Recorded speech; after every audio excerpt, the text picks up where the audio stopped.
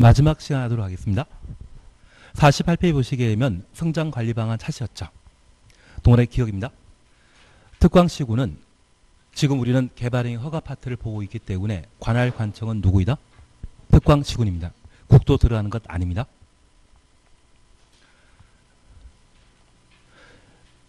세 줄 밑에 성장관리 방안 수립할 수 있다. 수립할 수 있다 추천했습니다. 우리 행정계획과 관련되어서는 수립하여야 한다가 원칙인데 성장관리 방안만큼은 수립할 수 있다. 그래서 행정계획 중에 유일하게 임의적 수립 대상이라는 것을 파악해 놓습니다. 그런데 우리가 잠깐 이해하실 것은 성장관리 방안은 지금 성장하는 곳입니까?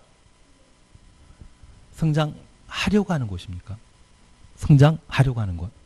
그런데 우리 가끔 자녀분들 중에 치아 교정기 차고 있는 분들 보면 치아 잘 자라라고 교정기 채우고 있지 않습니까? 여기 성장관리 방안의 경우에도 기본적으로 비개발 용도인데 시가 용도는 주상공입니다. 주상공의 경우는 성장할 수 있는 성장하는 곳이고 그러한 곳에는 성장관리 방안 필요 없습니다. 주상공을 뺀 나머지 녹지지역, 관리지역, 농림지역, 자연환경보전지역은 비개발 용도이지만 이곳이 소규모 개발 사업이 이루어질 수 있거든요. 그래서 가끔 시골 동네인데 불구하고 가구 공장이나 소규모 공장들이 우후죽순 들어서 있는 곳을 보신 적이 있다고 하면 걔는 주거적, 상업적, 공업지역에 소규모 공장 만들어져 있는 것이다. 녹간농자에 만들어 놓은 것이다. 녹간농자에 만들어 놓은 것입니다.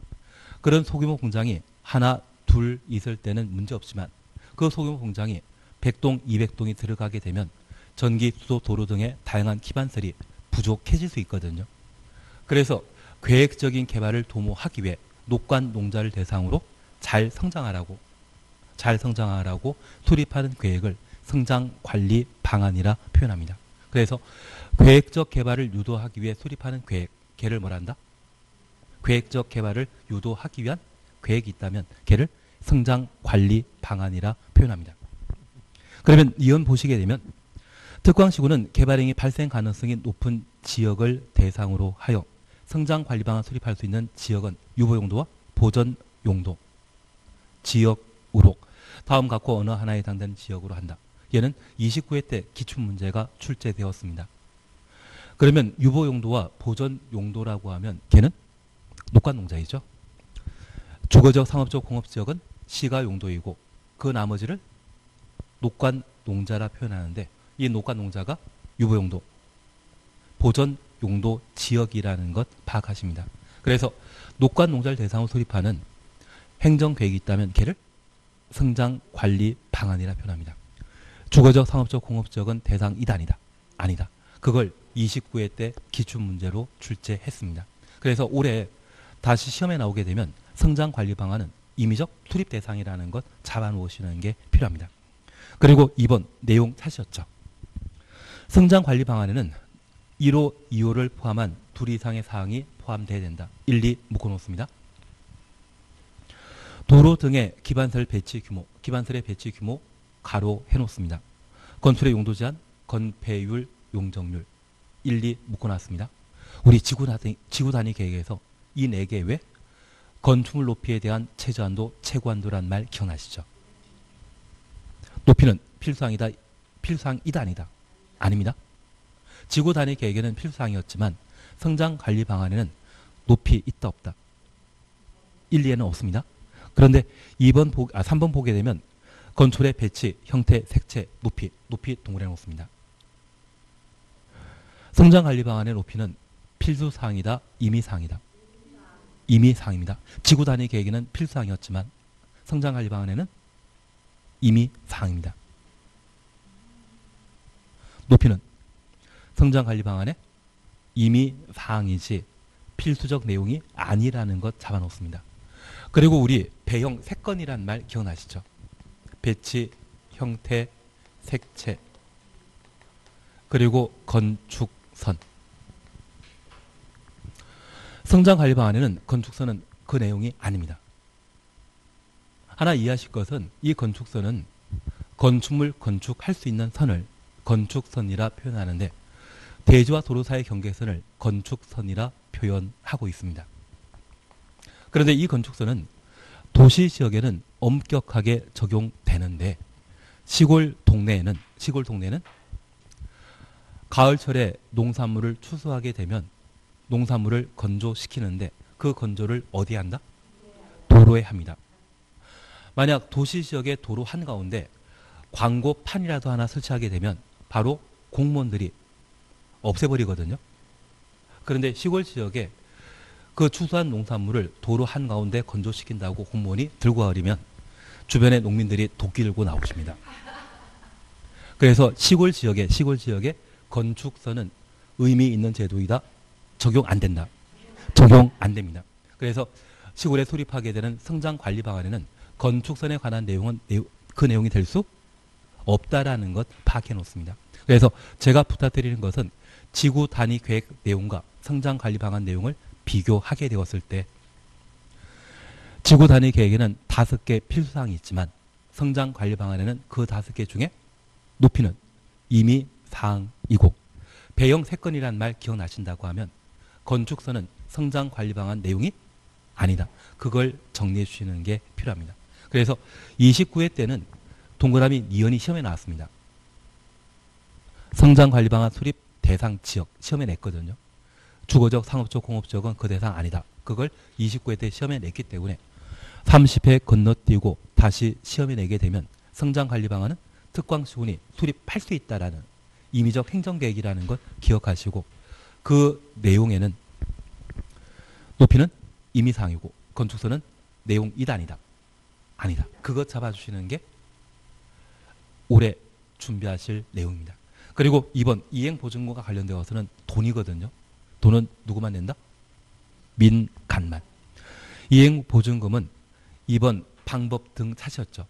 총공사비의 20%. 그래서 30% 내라고 했으면 삼행보증금이고 40%라면 사행보증금이었을 겁니다. 20% 내기 때문에 이행보증금이라는 것만 하나 확인해 놓습니다. 그리고 3. 기반설 연동제에 관한 내용을 함께 살펴놓습니다. 그러면 잠깐 이해해 주실 것은 개발행위의 가장 대표적인 것은 건축물입니다. 이러한 건축물이 많이 만들어지게 되면 인구가 늘어나게 되고 인구가 늘어나게 되면 기반시설에 대한 수요가 증가하게 되는데 새로운 기반시설의 설치가 불가능한 곳이 있고 새로운 기반시설의 설치가 가능한 곳이 있거든요. 새로운 기반시설의 설치가 곤란한 곳이 있다면 개발 밀도 관리 구역이고 새로운 기반시설의 설치가 가능하다면 기반시설 부담 구역으로 구분하게 됩니다. 그러면 새로운 기반시설의 설치에 가능 여부에 따라 개발 밀도 관리 구역과 기반시설 부담 구역이 나뉘게 되면 중복 지정할 수 있다 없다. 중복 지정은 못한다라는 것만 파악해 놓습니다. 대신 얘는 모두 개발 행위와 관계된 사항이죠.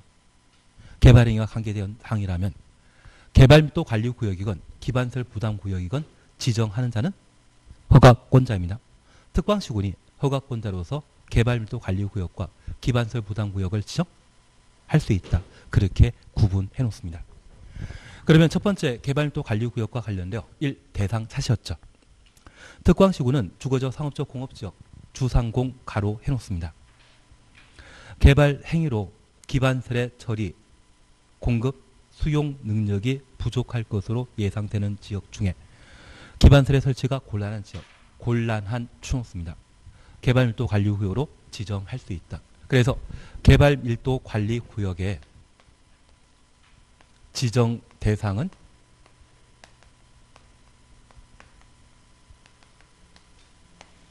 주거지역, 상업지역, 공업지역으로서 새로운 기반설의 설치가 곤란한 곳이 개발 밀도 관리 구역입니다. 그래서 주상공이란 말과 새로운 기반설의 설치가 곤란하다. 이 두 가지가 동시에 내포된 때 개발 밀도 관리 구역 지정 대상이라는 것 파악해 놓습니다. 그리고 이 개발 밀도 관리 구역 지정할 때 허가권자인 특광시군이 지정할 수 있는데 하나 여쭙게 게 있습니다. 개발밀도 관리구역 지정하고자 특광시군이 지정하고자 한다면 특광시군은 전문가이다, 비전문가이다. 비전문가이기 때문에 도시계획위원회 심의 절차 거쳐 개발밀도 관리구역 지정해야 됩니다. 그리고 한 장 넘겨주십니다.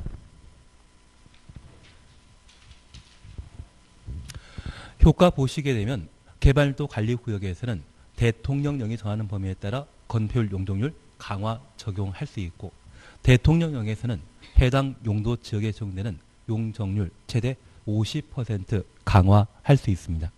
그래서 10층짜리 건물 건축한 땅이라고 하면 최대 5층짜리밖에 건축 못하거든요. 그러면 이런 개발밀도 관리구역 지정하게 되면 해당 지역 주민들은 좋아한다, 싫어한다? 진짜 싫어하시는 거죠. 주민 의견 청취할 필요 없다.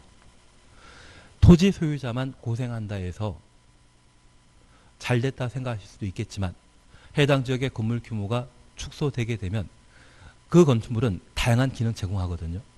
교육이든 상가 기능이든 제공하게 되는데 건물 규모가 줄어들게 된다고 하면 영화관도 상영관이 줄어들지 않겠습니까? 그래서 우리가 좋아하는 시설들이 규모가 줄어들기 때문에 해당 지역 주민들이 불편을 겪게 될 겁니다. 주민 의견 청취한다, 안 한다? 안 한다. 그래서 공법상 규제와 관련된 제도에 대해서는 주민 의견 청취 없이 그냥 지정하는 것이 특징이다. 그렇게만 파악해 놓습니다. 그리고 효과와 관련되어서는 용적률을 최대 50% 강화한다. 그 정도면 충분합니다. 이제 기반시설 부담구역에 관한 내용을 함께 봐주셔야 됩니다. 우선 기억입니다. 특광시군은 기반시설 부담구역으로 지정하여야 한다. 지정하여야 한다. 가로 해놓습니다. 임의규정이다. 강행규정이다. 강행규정. 그래서 우리 국토계획법에서는 연안침식이란 말 보게 되면 방제지구의 지정 변경을 도시군 관리계획으로 결정하여야 한다. 오늘 공부하셨던 정택 10년, 시공록 30만, 지구 단위 계획구로 지정하여야 한다. 그리고 기반시설 부담구역 지정하여야 한다. 작년에 기출문제 나왔거든요. 작년 같은 경우는 1, 2번 가지고 기출문제를 냈습니다.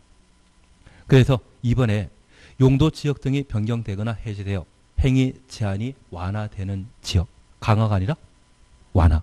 그리고 1번 법령 제정 개정으로 인하여 행위 제한이 완화되거나 해제되는 지역.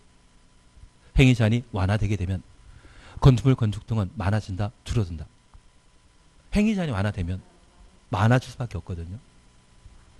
예, 그래서 1번, 2번을 작년에 시험에 냈고 우리는 3, 4번 묶어놓습니다. 해당 지역의 전년도 개발행위 허가 건수가 전전년도 개발행위 허가 건수보다 20% 이상 증가한 지역 20% 줄쳐 놓습니다. 4번입니다. 해당 지역의 전년도 인구 증가율이 그 지역에 속해 있는 특광시군 인구 증가율보다 20% 이상 높은 지역. 그래서 첫 번째 기반시설 부담구역 함께 보시는데 기반시설 부담구역 지정 대상은 각종 행위 제한이 완화되는 곳. 행위 제한이 완화되게 되면 건축물 건축은 늘어날 수밖에 없을 겁니다.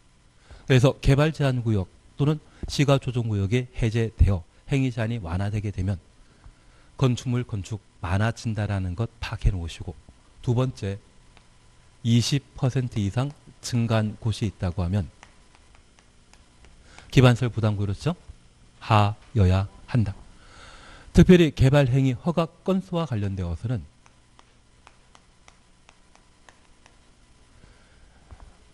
올해가 2020년이라고 하면 2018년도에 개발행위 허가 건수가 100건이었는데 2019년도에는 120건, 130건으로 늘어났다고 하면 20% 이상 증가한 곳으로서 2020년도에는 기반시설 부담구역으로 하여야 한다. 그리고 인구 증가율과 관련되어서는 2019년도에 A라고 하는 도시, 그래서 서울이나 세종시의 전체 인구 증가율이 5%였는데 서울 강남구나 특정 동네 인구 증가율이 25%, 30% 늘어났다고 하면 도시 전체 인구 증가율보다 20% 이상 특정 동네에 집중했을 때 2020년도에는 기반설 부담구역 지정 하여야 한다. 그래서 개발행 허가 건수와 관련되어서는 전전년도와 전년도를 비교하도록 되어 있고 인구 증가율은 도시 전체 인구 증가율과 특정 동네 인구 증가율을 비교했을 때 20% 이상 차이가 난다고 하면 기반설 부담구역 지정 하여야 한다. 이해되시겠습니까? 그래서 앞으로 20% 늘어났다 이 말 보게 되면 기반설 부담구역 지정 하여야 한다. 그렇게 박해 놓습니다. 그리고 니은부는 그냥 보십니다. 개발 행위가 집중되어 특광시구는 해당 지역의 계획적 관리를 위해 필요하다 인정하면 기반설 부담구역 지정 할 수 있다. 그래서 개발 행위 허가 건수가 20%가 아닌 10%, 12% 늘어났지만 계획적 관리가 필요하다 판단하면 기반설 부담구역 지정 할 수 있다. 그래서 우리 약속하실 것은 20% 이상 증가란 말 보실 때는 지정하여야 한다. 이것 아니면 지정할 수 있다. 그렇게 판단하시는 게 필요합니다. 그리고 이것입니다.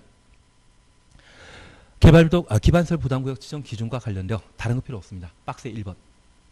충분한 기반설 설치할 수 있도록 최소 10만 제곱미터 이상 규모가 되도록 지정할 것. 그래서 10만 제곱미터 이상 줄만 쳐놓습니다. 2번, 3번에 대해서는 크게 신경 쓰지 않습니다. 그리고 절차입니다. 특광시구는 기반설 부담구역 지정 변경하려면 주민 의견 들어야 하고 주민 의견 추천했습니다. 지방도시계획위원회 심의 거쳐 이를 지정하고 고시하여야 한다. 그래서 우리가 기억하실 것은 개발도 관리구역 지정 시에 주민 의견 정치 있다 없다? 없습니다. 기반설 부담구역 지정 시에는 주민 의견 정치 한다라는 것 확인해 주시는 게 필요합니다.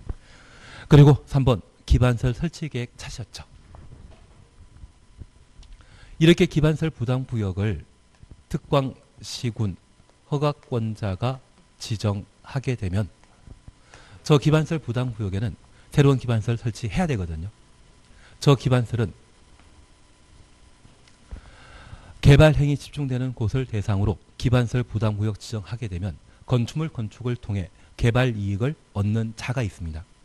그래서 그 지역에 필요한 기반설, 전기, 수도, 도로, 공원 등의 시설에 대해서는 그 개발 이익 챙기는 자에게 설치 비용을 부과시키기 위해 지정하는 제도가 기반설 부담 구역이거든요.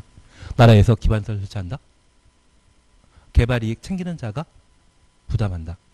개발 이익 챙기는 자가 부담한다라는 것 파악해 놓습니다. 그러면 이런 기반설 부담 구역에는 어떤 기반설을 설치할 것인지 기반설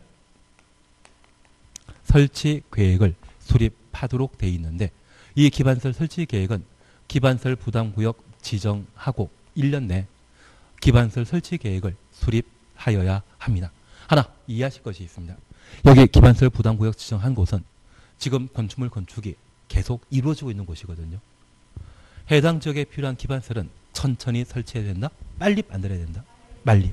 그래서 일반적인 행정계획은 2년, 3년 또는 5년 안에 수립하는 것이 일반적인데 얘만큼은 인구가 늘어나고 있는 장소로서 신속하게 기반설 설치가 필요하기 때문에 그 설치 계획에 대해서는 1년 내 기반 설치 계획을 수립하여야 합니다.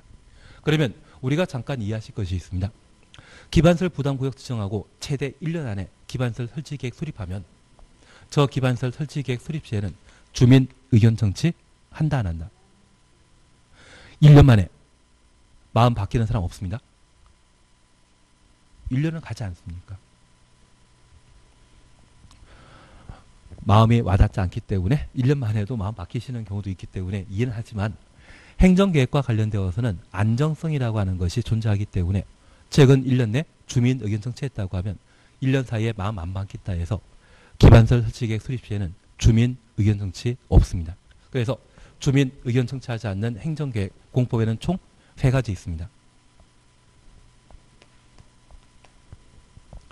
우리 주민 의견 청취하지 않는 3개 계획 중에 단계별 집행계획 나는 기억난다, 기억 안 난다.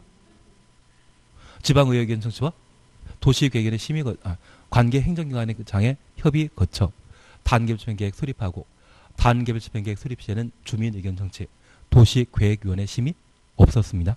그리고 두 번째 기억하실 것이 얘입니다. 그리고 세 번째가 개발법의 실시계획 수립 시에는 주민의견정치하지 않습니다. 주민의견정치하지 않는 행정계획 찾으라고 하면 몇 개? 3개. 작년에도 그거 아주 심해 냈거든요. 그래서 기반 설치 계획에 대해서는 주민 의견 정치 한다 안 한다? 안 한다. 그렇게만 잡아내십니다. 그리고 이 기반 설치 계획에는 기반설 부담 구역에 설치할 다양한 기반설에 관한 내용을 각각 담게 되는데 딱 하나 기억하실 것은 대학은 기반설 설치 계획 내용이 아닙니다. 기반설 부담 구역에 설치한 기반설은 해당 지역 주민들이 누구나 사용할 수 있는데 이 대학은 시험 보고 들어가야 되거든요. 그래서 시험 보고 들어가는 대학은 기반설 설치 계획 내용이 아닙니다. 만약 이 대학을 해당 지역 주민들이 입학할 수 있다고 하면 제 생각에는 SKY 대학 있는 주변 집값이 대한민국에서 가장 비쌀 것 같습니다. 요즘 대치동 쪽에 아파트 가격 높다 이야기하지 않습니까? 대학하고 전혀 관계없던데요. 대신 그런 대학을 많이 가는 동네라서 그래서 우리 기반설 설치 계획과 관련되어 4번 보게 되면 학교는 그 대상이지만 대학교는 포함한다, 제외한다. 제외한다라는 말 확인해 놓습니다. 2번입니다. 실효 등입니다. 기반설 부담구역 지정 고시한 날부터 1년 되는 날까지 기반설 설치 계획 수립하지 않으면 1년 되는 다음 날, 1년 되는 다음 날 가로 해 놓습니다. 다음 날 추놓습니다. 기반설 부담구역 지정은 해제된 것으로 본다. 실효 찾으셨죠? 그래서 우리 국토의 계획 및 이용에 관한 법률상 실효는 총 몇 번? 4번 다 하셨습니다. 지각조정구역 도시군 계획설과 관련된 실시계획 실효 20년간 사업하지 않는다면 20년 되는 다음날 실효. 그리고 지구 단위 계획구역과 관련되어서는 3년, 5년.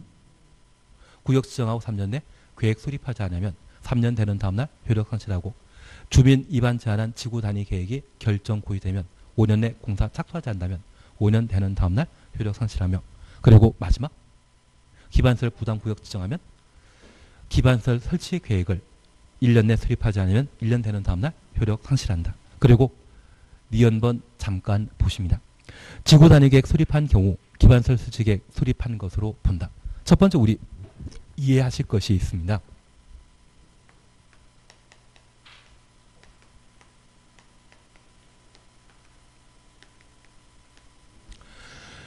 여기 기반설 설치 계획은 기반시설 부담 구역에 수립하는 행정계획인데 저 기반설 부담 구역은 개발 용도이다, 비개발 용도이다. 개발 용도라고 하면 지구 단위 계획구역 지정할 수 있거든요. 반면 개발 밀도 관리 구역은 용적률이 최대 50% 강화되는 곳입니다. 개발 밀도 관리 구역은 개발 용도이다, 비개발 용도이다. 비개발 용도입니다. 개발 밀도 관리 구역은 지구 단위 계획구역으로 지정한다, 못한다. 못한다. 개발 밀도 관리 구역은 개발하는 장소 아닙니다. 그래서 지구 단위 계획구역 지정 대상 아니고 기반설 부담 구역의 경우는 지구 단위 계획구역으로 지정할 수 있습니다. 그러면 지구 단위 계획구역 지정되면 3년 내 지구 단위 계획 수립해야 되는데 3년 내 수립하라고 하면 6개월 만에 수립할 수도 있고 1년 만에 수립할 수 있죠. 그러면 저 기반설 부담 구역 지정한 이후 지구 단위 계획구역 지정하고 6개월 만에 지구 단위 계획을 수립하게 되면 이 지구 단위 계획에는 필수 사항이 몇 개? 그중에 기반설 배치 규모 들어가 있거든요. 기반설 설치 계획에는 기반 시설만 담고 있습니다. 그러면 5개 내용을 담고 있는 지구 단위 계획이 수립되게 되면 1개 내용을 담고 있는 기반설 설치 계획은 수립된 것으로 의제할 수 있습니다. 이게 박혀 있으면 된다, 안 된다? 5개는 하나를 포함해서 수립을 의지할 수 있지만 기반설 설치 계획 수립되었다고 지구 단위 계획 5개 내용을 대신할 수는 없기 때문에 지구 단위 계획이 수립되면 기반설 설치 계획이 수립된 것으로 본다. 취지 이해되시겠습니까? 그러면 리언은 충분히 이해되신 겁니다. 그리고 양가 4번 기반시설 설치 비용입니다. 그런데 우리 하나 이해하실 것이 있습니다. 여기 비용 부담과 관련되어서는 그냥 돈 부과하면 안 됩니다. 그래서 대한민국의 가장 대표적인 기반시설 부담 구역이 있다고 하면 세종시이고요. 세종시이고 가끔 혁신도시로 지정되어 또는 도청 소재지가 이전된 곳이 있거든요. 그래서 우리 충청남도 도청 소재지인 홍성, 내포, 신도시 가보게 되면 걔도 기반시설 부담 구역입니다. 워낙 기반시설 설치 비용을 많이 부담하다 보니 건물 건축 가격이 높았고 걔를 임대하는 데도 임대료가 높게 책정되어 있거든요. 충분한 인구가 거주하지 않다고 하면 임대료 부담할 수 있는 임차인은 거의 없을 겁니다. 가보면 텅텅 비어있는 곳이 많습니다. 1층 상가가 비어있는 동네라고 하면 장사 잘 되는 곳이다? 안 되는 곳이다? 나는 10년 뒤에 장사 잘 될 거라 생각해서 미리 투자하겠다? 10년 동안 장사 안 됩니다. 그래서 1층이 어느 정도 해소되었을 때 그 상업용 건물에 대한 투자가 이루어지거나 또는 인구가 50만 넘었을 때 일정한 상권이 활성화될 수 있거든요. 그래서 투자처에 대해서는 잘 봐주시는 게 필요합니다. 그러면 그 동네에 기반시설 설치할 때 충분한 비용이 얼마라고 책정되어 있는데 그걸 누구에게 얼마씩 부담시킬 것인지 수립하는 계획을 기반시설 부담 계획이라 표현합니다. 그래서 우리가 기억하실 것은 기반시설 설치 계획 수립 시에는 주민 의견 청취 한다 안 한다? 안 합니다. 부담 계획 수립하는 때는 주민 의견 청취 한다 안 한다? 제발 얘는 제가 주민 의견 청취하지 않는 행정계획은 딱 3번이나 말씀드렸습니다. 단계별 집행계획과 기반시설 설치계획, 개발법의 실시계획 그 3가지만 행정계획 중에 주민 의견 청취하지 않고 기반시설 부담계획은 주민 의견 청취 하는 계획입니다. 공청회겠습니까? 공람이겠습니까? 그렇죠. 공청회는 딱 3번. 광역, 도시군 기본계획, 도시개발구역이 100만 이상일 때 공람 절차 거친 후 공청회 개최하도록 되어 있는데 그 3개 빼고 주민 의견 청취 방법은 항상 공람 절차라는 것 파악해 놓습니다. 예, 그거는 안 봐도 할 건 없을 텐데. 근데 작년에 시험에 나와가지고 그냥 안 봐도 상관없습니다. 그래서 우리 꼭 기억하실 것은 저 기반시설 설치 계획은 1년에 수립한다라는 것 기억하시고 그 내용에는 대학 있다 없다 빠진다라는 기억하시고 지구 단위 계획이 수립되면 기반시설 부담 계획입니까? 설치 계획입니까? 설치 계획이 수립된 것으로 본다. 돈 얼마 부가 징수하겠다. 수립하는 계획은 기반시설 부담 계획이고요. 지금은 기반시설 부담 구역에는 뭐? 설치 계획, 설치 계획. 괜히 부담 계획 이야기 들었나 봅니다. 설치 계획만 기억하자. 설치 계획만 기억하자. 양가 4번입니다. 기반시설 설치 비용 찾으셨죠? 1번입니다. 기반시설 부담 구역에서 기반시설 설치 비용의 부과 대상 건축 행위는 연면적 200제곱미터 초과하는 연면적부터 가로 열어놓습니다. 초과 줄쳐 놓습니다. 건축의 신축, 증축 행위를 한다. 신축, 증축 줄쳐 놓으시고 증축 뒤에 가로 닫아 놓습니다. 다만 기존 건물을 철거하고 신축하는 경우는 기존 건물의 건축 연면적 초과하는 건축 행위만 초과하는 건축 행위만 줄쳐 놓습니다. 부과 대상으로 한다. 그러면 기반시설 부담 구역이 지정되게 되면 그에 따른 기반시설 설치 계획을 수립하고 그에 따라 기반시설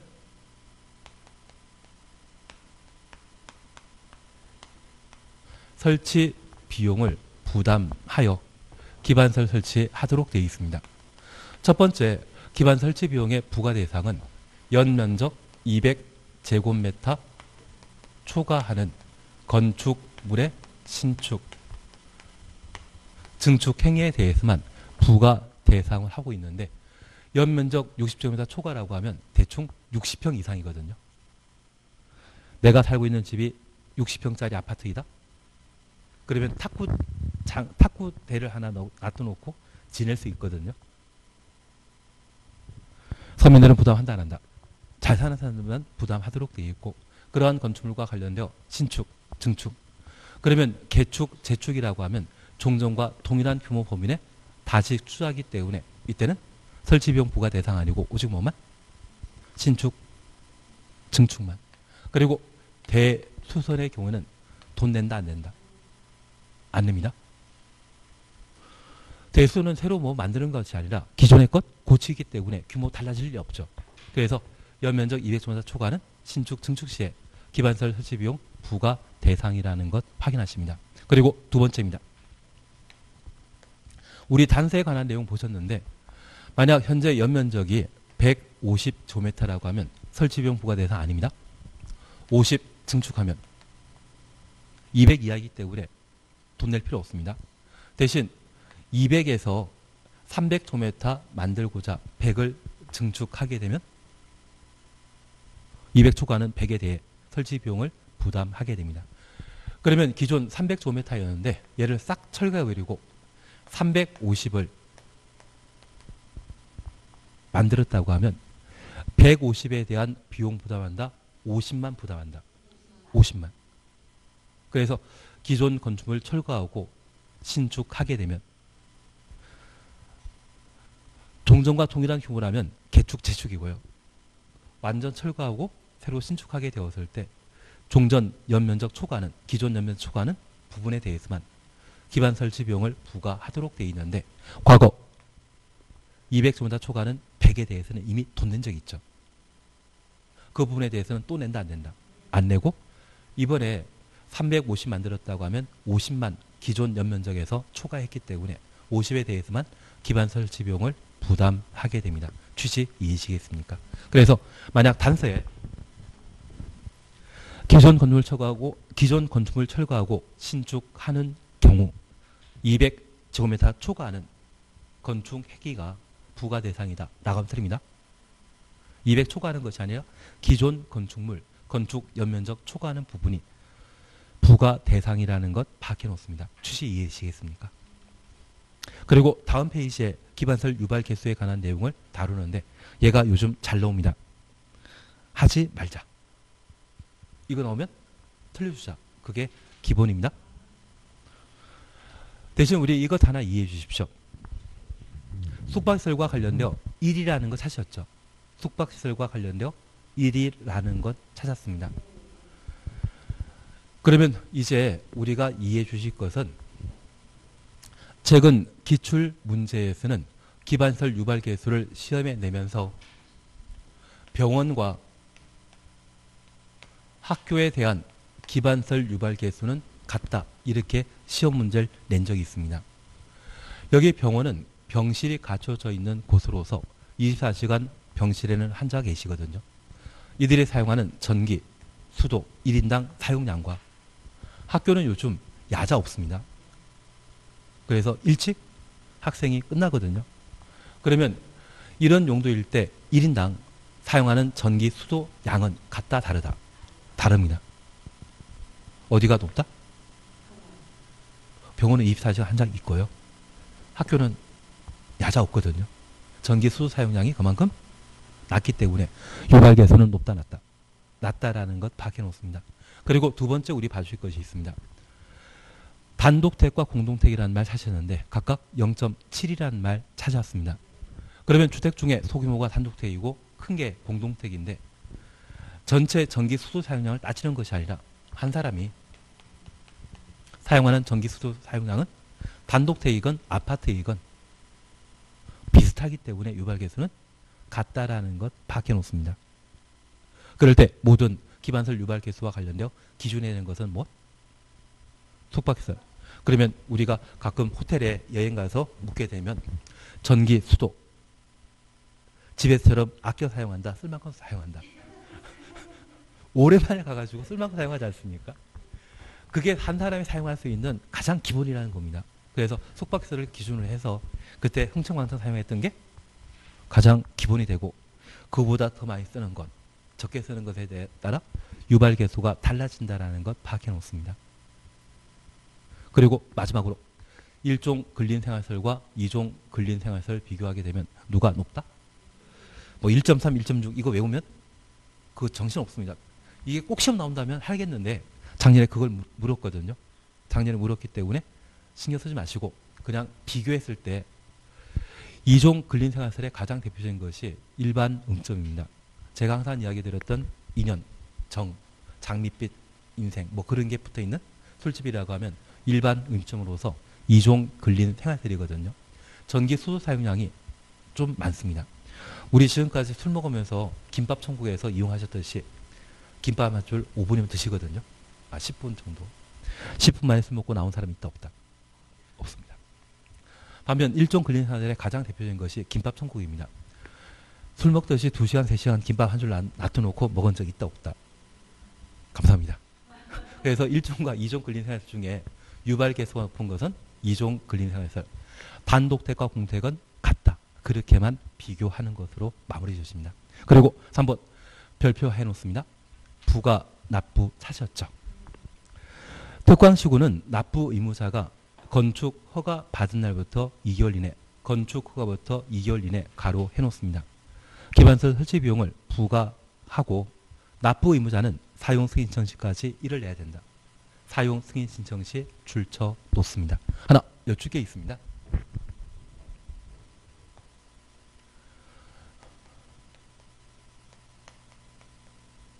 유발 개수에 대해서는 하지 말자.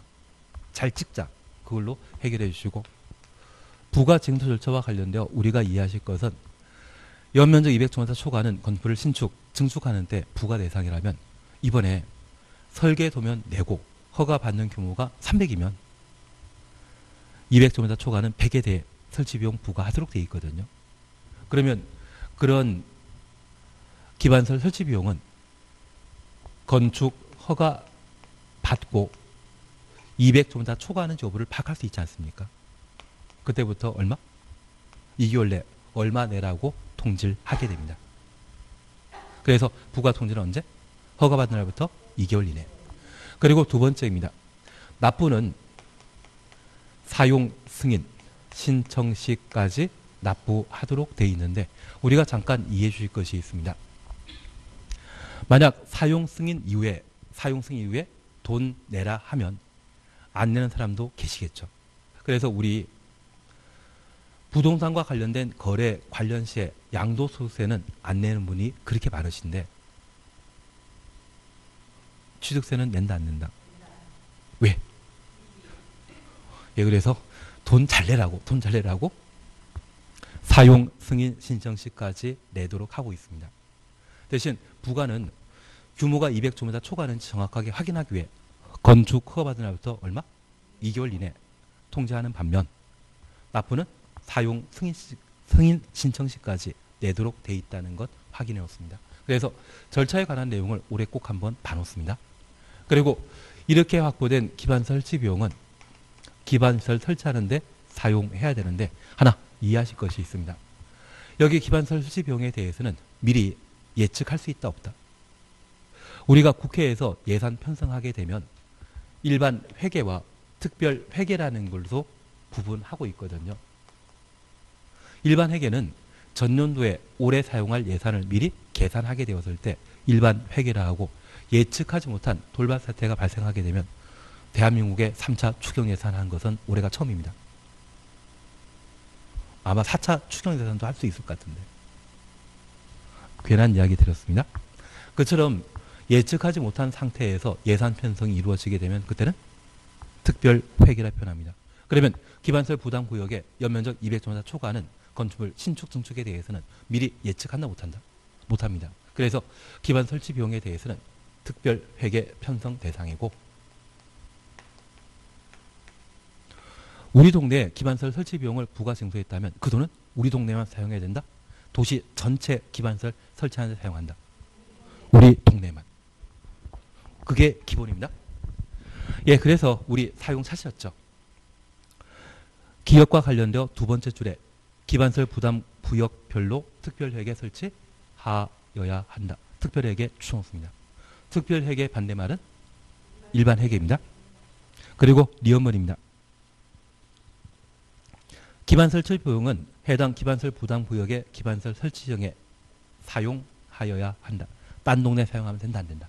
안 된다. 그렇게 하나 확인하십니다. 마지막으로 개발행위 허가 제한에 관한 내용을 함께 보시는데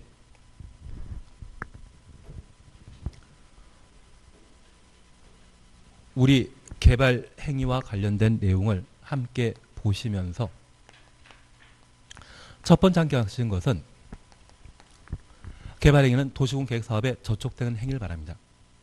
도시군 계획 사업에 저촉되는 행위, 개발 행위 6가지를 함께 보셨고 그 6가지 중에 개발 행위 허가 대상에서 제외되는 것, 최소 4개는 챙기셔야 됩니다.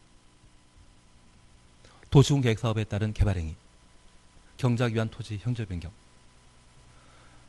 재해 복구 등을 위한 응급 조치, 녹관농의 농림 업용 비닐하우스 설치, 이러한 것들은 허가 대상 아니다. 그리고 이런 개발 행위 하고자 한다면 개발 행위 허가 절차는 2단계에 걸쳐 이루어진다는 것 기억하시면서 신청과 관련된 내용에는 개발밀도 관리 구역에는 기반 시설 설치 계획 제출하지 아니한다. 그리고 허가와 관련되어서는 허가 절차와 관련되어 허가권자가 특광 시군이라는 것 기억하시는 게 필요하고, 요건과 관련되어서는 면적, 도시관리계획에 부합하는지, 기환경, 그 3가지 중에 조건 붙일 수 있는 것은 기환경에 대해서만 조건 붙일 수 있다는 것 파악하십니다. 면적은 이상이다, 미만이다. 미만이라는 것 잡아주시는 게 필요했습니다.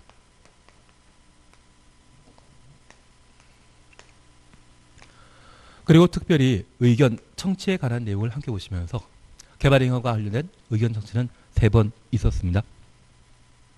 주민 의견 청취 한다, 안 합니다. 도시군 계획 사업과 관련되어서는 시행자, 조건부가 시에는 신청한 자, 공공시설 기술과 관련되어서는 관리청 의견 청취하도록 되어 있습니다. 그리고 이에 대한 부대 사항을 함께 정리하시면서 우리 용도 지역을 구분하게 되면 시가화 용도와 유보 용도, 보전 용도로 각각 구분하고, 유보 용도는 자개생이란 말로 대신하셨고 심의 거쳐 강화 또는 완화할 수 있고, 보전 용도의 경우는 5군데인데 심의 거쳐 강화만 한다. 그리고 이러한 용도 지역 구분이 이루어졌다고 하면 성장 관리 방안을 공부하시면서 유보 용도와 보전 용도인 녹관 농자는 성장 관리 방안 수립할 수 있다. 성장 관리 방안에는 필수사항 4가지, 특별히 높이는 임의사항이고 건축선은 성장 관리 방안 내용 아니다. 그렇게 함께 정리하셨습니다. 그리고 준공금사에 관한 내용 정리하시면서 저 준공금사는 4가지만, 적치 분할은 준공금사 대상 아니다. 그리고 이 개발행위와 관계된 사안으로 개발밀도 관리구역과 기반시설 부담구역 함께 보셨는데 항상 대상에 관한 사항은 명확하게 정리해 주셔야 됩니다. 절차와 관련된 내용을 함께 정리하시면서 개발밀도 관리구역은 주민의견 청취하지 않고 기반시설 부담구역은 주민의견 청취하는데 1년 내 수립하는 기반 설치계획 수립 시에는 주민의견 청취 없다. 그리고 기반시설 설치계획에는 대학은 포함되지 않는다. 그 정도 봐놓으시는 게 필요합니다. 지구단위 계획과 기반시설 설치계획 구분하실 수 있죠. 지구단위 계획 수립하면 기반시설 설치계획 수립한 것으로 본다.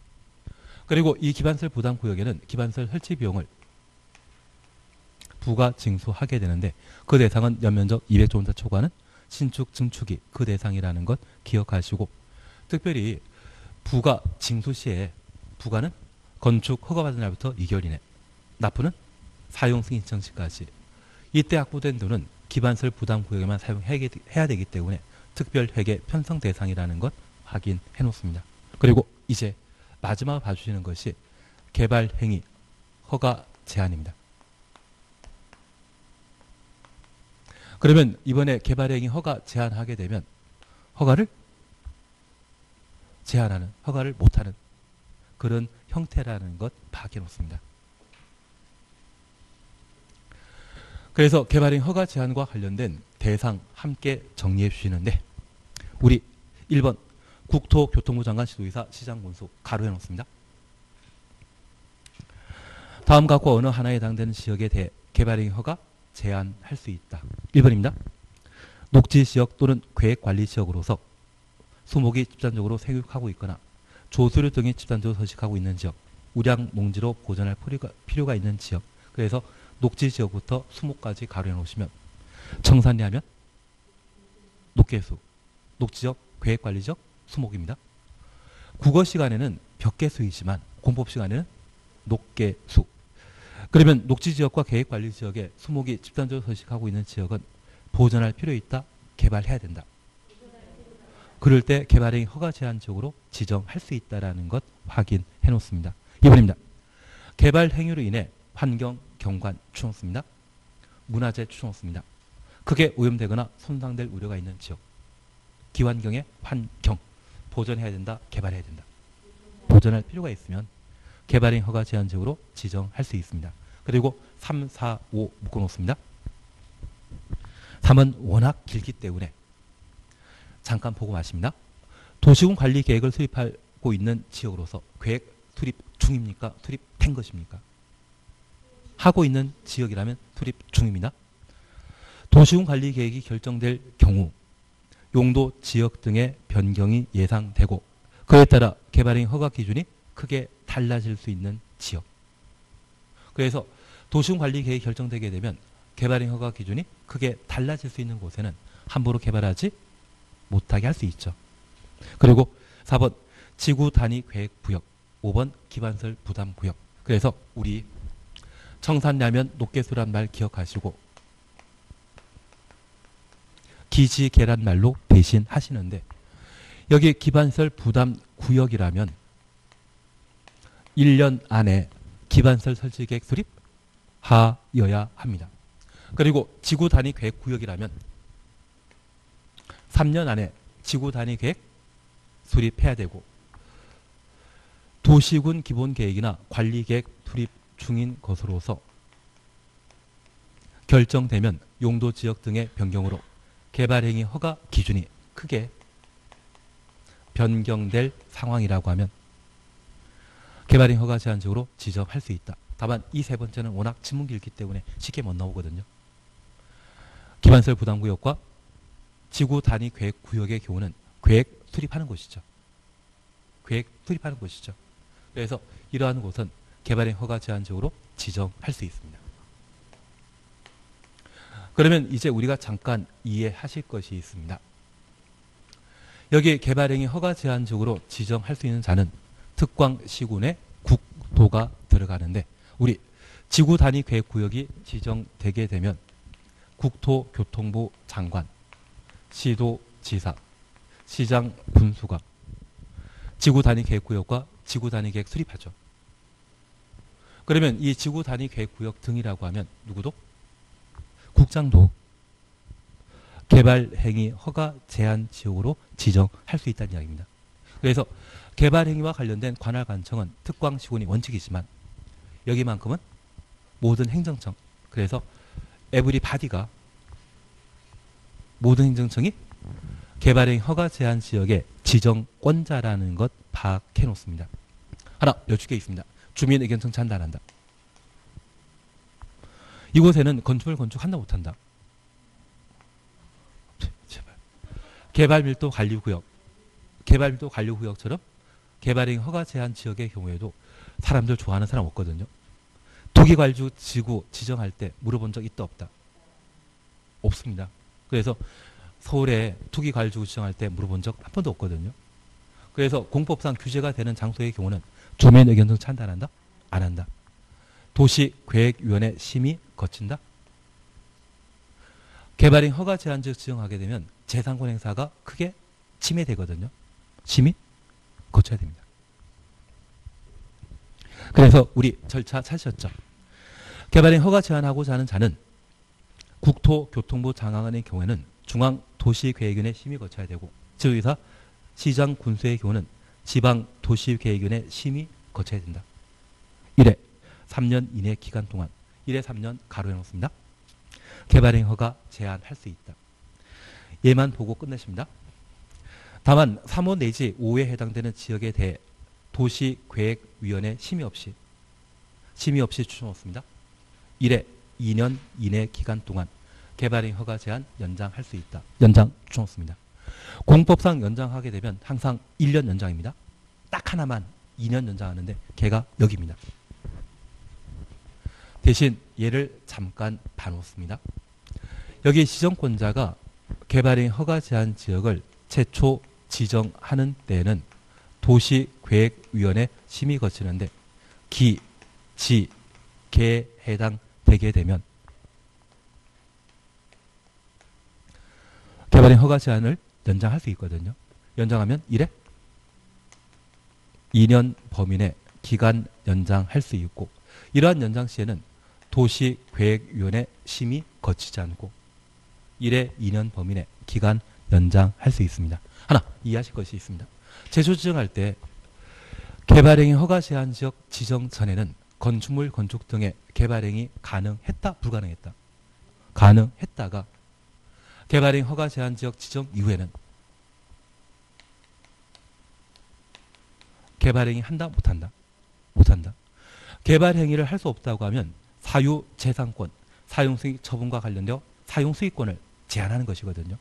그런 제한은 재산권 침해에 해당되기 때문에 행정청이라 할지라도 신중하게 할 필요 있고, 이러한 경우는 전문가인 도시계획위원회 심의 절차 거칠 필요가 있습니다.